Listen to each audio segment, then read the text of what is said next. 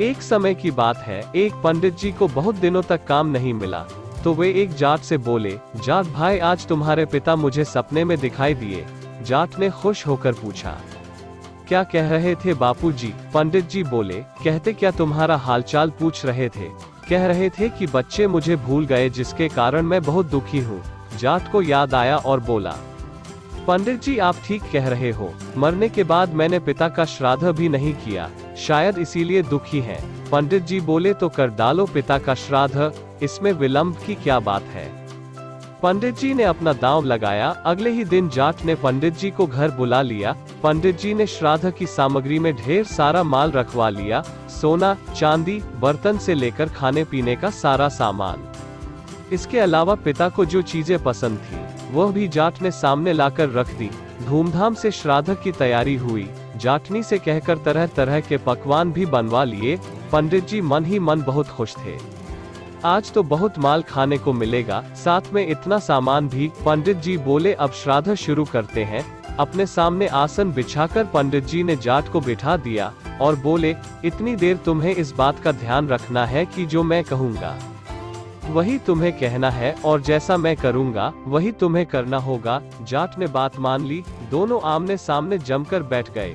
श्राद्ध शुरू हुआ। पानी की तरफ इशारा करते हुए पंडित जी जाट से बोले, आचमनी में जल लेकर पहले आचमन कर डालो। उसी तरह लोटे की तरफ इशारा करते हुए जाट भी पंडित जी से बोला, आचमनी में जल लेकर पहले आचमन कर डालो।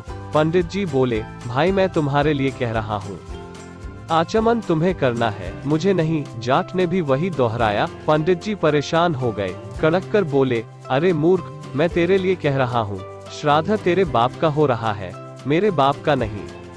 अपनी कड़क आवाज के साथ जाट ने भी पंडित जी को डपट दिया। अब तो पंडित जी से न रहा गया। घूंसा दिखाते हुए बोले, तू नहीं मानेगा। जाट ने भी अपना घूंसा तान लिया और पंडित जी को दिखाते हुए बोला, तू नहीं मानेगा। पंडित जी ने आव देखा न ताव एक तगड़ा हाथ जाट के कनपटी पर जड़ दिया। बोले, पहले तेरी खोपड़ी दुरुस्त कर लूं, बाद में श्राद्ध होता रहेगा। झापड़ इतनी जोर से पड़ी कि 1 मिनट के बाद ही जाट को होश आया। होश आने के बाद उसने भी अपनी बाहें चढ़ा ली और बदले में पूरी ताकत के साथ पंडित जी के गाल पर तगड़ा हाथ दिया। पंडित जी को तारे नजर आने लगे। उन्हें 2 मिनट के बाद होश आया। अब क्या था, पंडित जी और जाट दोनों पूरे क्रोध में भर आए। लात घूंसों से श्राद्ध होने लगा। पंडित जी जितनी लात लगाते उतनी लाते जाट की भी खा जाते। मन ही मन पंडित जी सोचने लगे, किस मूर्ख से पाला पड़ गया है। उन्होंने कई बार जाट को समझाया, लेकिन जाट की समझ में कुछ ना आया। आखिर मैदान छोड़कर पंडित जी को भागना पड़ा। प्रसन्न होकर जाट भी अपनी जाटनी के पास लौटा। जगह जगह से कपड़े फट जाने के कारण जाटनी ने पूछा, ये कैसे हुआ? तो जाट बोलता है कि पंडित जी के साथ श्राद्ध कर्म करते हुए यह सब हुआ है।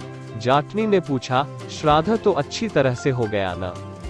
जाट ने उत्तर दिया, बहुत अच्छा हुआ। पंडित जी ने कोई कसर न रखी और मैंने भी पूरे जोर शोर से काम लिया। चलो अच्छा हुआ। जाटनी ने पूछा, पंडित जी को कुछ दक्षिणा दी या नहीं?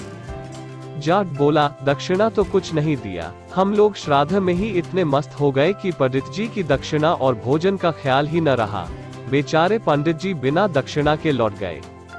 अब तुम ही थोड़ा कष्ट करो, एक बड़े थाल में भोजन और साथ में दक्षिणा पंडित जी के घर पहुंचा आओ, वरना श्राद्ध का कोई फल नहीं मिलेगा। यह सुनकर जाटनी खुश हुई और नहा धोकर नए कपड़े पहन लिए। एक बड़े थाल में भोजन रखा और पंडित जी के घर की ओर चल पड़ी। उधर पंडिताइन प्रतीक्षा में बैठी थी कि पंडित जी श्राद्ध करने गए हैं, लौटते हुए अपने साथ कई चीजें और बढ़िया पकवान भी लाएंगे। किंतु पिटी पिटाई हालत में जब उसने पंडित जी को देखा तो उसे बहुत दुख हुआ। फिर पंडित जी ने पूरी कहानी बताई तो पंडिताइन क्रोध से लाल पीली हो उठी। पंडित जी का क्रोध अभी उतरा न था। दोनों पति पत्नी क्रोध से उबल रहे थे। अचानक जाटनी को अपने घर आया देख दोनों उठ खड़े हुए। गुस्से से मुठियां तन गई। घर के अंदर कदम रखते ही दोनों जाटनी पर टूट पड़े। सारा क्रोध उस पर झाड़ दिया। जाटनी बेचारी चुपचाप उनकी मार सहती रही। वो सोच रही थी कि शायद इसी तरह दक्षिणा ली जाती है। काफी पिट जाने के बाद वो पंडित जी के घर से निकलकर भाग गई। घर पहुंचने पर जब जाट ने पूछा तो बोली, श्राद्ध करना आसान है, किंतु दक्षिणा देने का काम बहुत मुश्किल है। तुम अगर दक्षिणा देने जाते तो मालूम होता कि कैसे दक्षिणा दी जाती है। आपको ये कहानी कैसी लगी नीचे कमेंट करके हमें जरूर बताइएगा। अगर आपको ये कहानी पसंद आई हो तो अपने दोस्तों के साथ जरूर शेयर करें और ऐसी ही प्यारी कहानियां सुनने के लिए हमारे YouTube चैनल से जुड़ें।